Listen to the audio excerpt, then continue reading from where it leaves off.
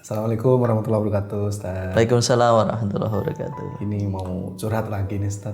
Iya, silakan.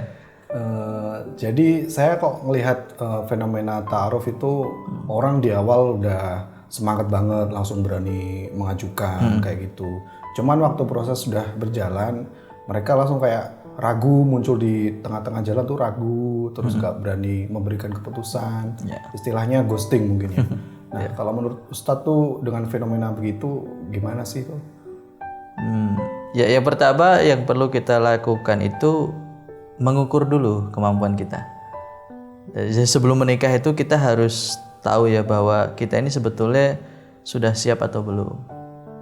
Nah, kemudian ketika kita itu sudah mengukur kemampuan kita, barulah kita itu mencari tahu apakah sebetulnya kita itu sudah siap dengan segala konsekuensi pernikahan sampai prosesnya dari ta'aruf khitbah ke nikah. Itu semua punya konsekuensi. Ya. Artinya kita itu sudah benar-benar tahu dan benar-benar siap atau tidak. Yang itu harus kita tanyakan ke diri kita dulu. Nah, banyak soalnya Mas memang kondisi yang demikian. Jadi ada yang ikhwan mendatangi akhwat mengajak menikah tapi 2 tahun lagi, 3 tahun lagi, 4 tahun lagi. Kemudian dengan alasan bahwa itu supaya perempuannya atau laki-lakinya nggak kemana-mana. Nggak bisa sebetulnya seperti itu dalam Islam. Makanya akhirnya karena proses yang kurang tepat ya, itu akhirnya menghasilkan sesuatu yang tidak tepat juga. Ya, kemudian penantian yang terlalu panjang ya, kemudian jenuh dan ingat ya, di proses pernikahan itu proses pernikahan adalah proses yang sangat sakral. Ya, Rasulullah SAW sampai mengatakan pernikahan itu menggenapkan separuh agama kita. Ya, melengkapi separuh agama kita. Berarti 50%. Nah, bayangkan seseorang mukmin yang kemudian sudah diberikan informasi wahyu bahwa nikah itu adalah memberikan separuh agama kita, ya kan? Kemudian setan tahu kan? Ini berbahaya kan untuk setan gitu. Ya, bagi setan ini sesuatu yang wah jangan sampai.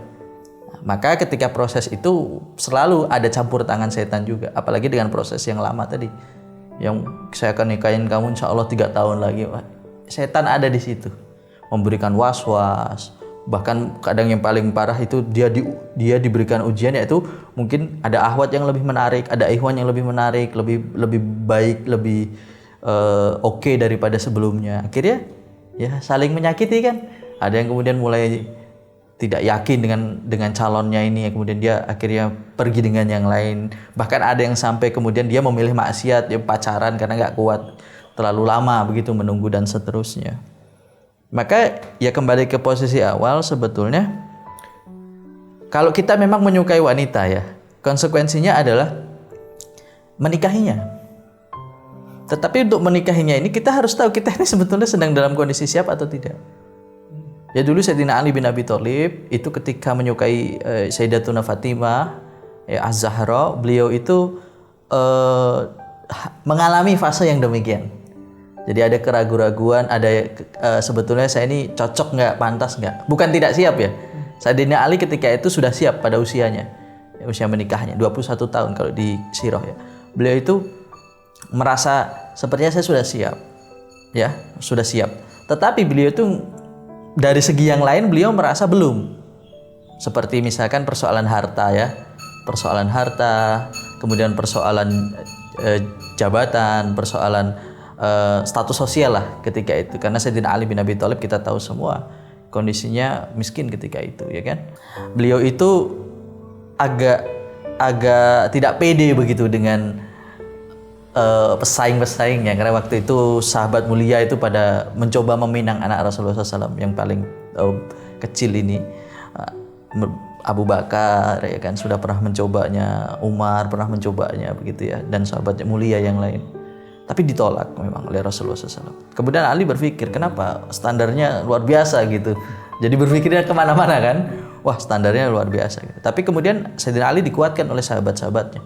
Kenapa tidak engkau coba? Karena siapa tahu memang engkau yang ditunggu. Nah, Sayyidina Ali menghisap diri, artinya memuhasabah, dia introspeksi. Saya ini kalau dibanding sahabat-sahabat yang lain aja di bawahnya mereka lah gitu ya. Ini tawaduknya beliau gitu. Enggak, coba dulu. Gitu.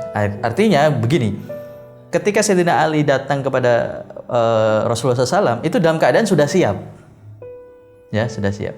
Tinggal memantapkan saja persoalan apakah ini diterima atau tidak. Ya, bukan akan memberikan jeda lagi. Gitu ya.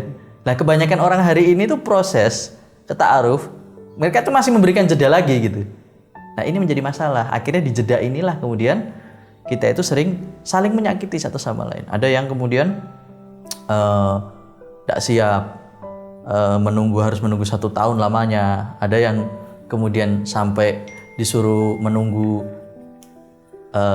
berapa tahun lamanya ya, bertahun-tahun sampai harus sibuk dengan yang lain. Akhirnya digoda ya, datang godaan-godaan. Maka inilah yang harus menjadi catatan untuk kita, Mas, bahwa ta'aruf khitbah nikah itu harus dalam satu kondisi yang memang kita sudah beres, orang tua sudah oke, diri kita sendiri sudah oke secara persiapan mental maupun finansial misalkan, karena kan nikah hari ini butuh biaya ya. Nah, finansial, walaupun saya tidak mengatakan harus ada acara besar begitu misalkan, yang penting kan ada sunahnya ya, walimah, ada sunahnya, diumumkan, artinya orang tahu. Nah, itu kan juga harus mengeluarkan biaya ya. Nah, seperti itu. Kemudian mental terutama, apakah kita itu memang sudah siap?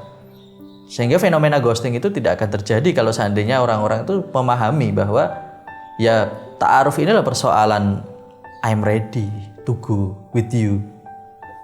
Saya siap nih, gitu. Bukan sebetulnya saya sudah pingin nikah. Ya, tapi kayak masih belum, tapi terus kemudian ada perempuan yang mengusik hatinya, kemudian coba aja lah, padahal dia belum siap. Dan itu banyak. Yang akhirnya terjadi adalah ketika dia sudah datang ke orang tuanya, bicara panjang lebar, udah orang tuanya membuka diri, ya kan, ternyata sampai perjalanan pulang ke rumah dia lihat situasi realnya. Ini sudah nggak lihat perempuannya, situasi realnya di kondisi rumahnya, mungkin maksudnya kondisi bukan rumah fisik ya, maksudnya kondisi keluarganya, kondisi dia sendiri secara faktual, dia kemudian akhirnya dia merasa kerdil gitu, merasa kayak apa sih yang sudah saya lakukan itu. Jadi nah itulah banyak sekali orang yang melakukan khitbah ta'aruf khitbah kadang-kadang sampai nikah pun dalam kondisi yang tidak sadar dengan kapasitasnya dia sendiri. Nah, itu yang menyebabkan kemudian fenomena ghosting itu ada.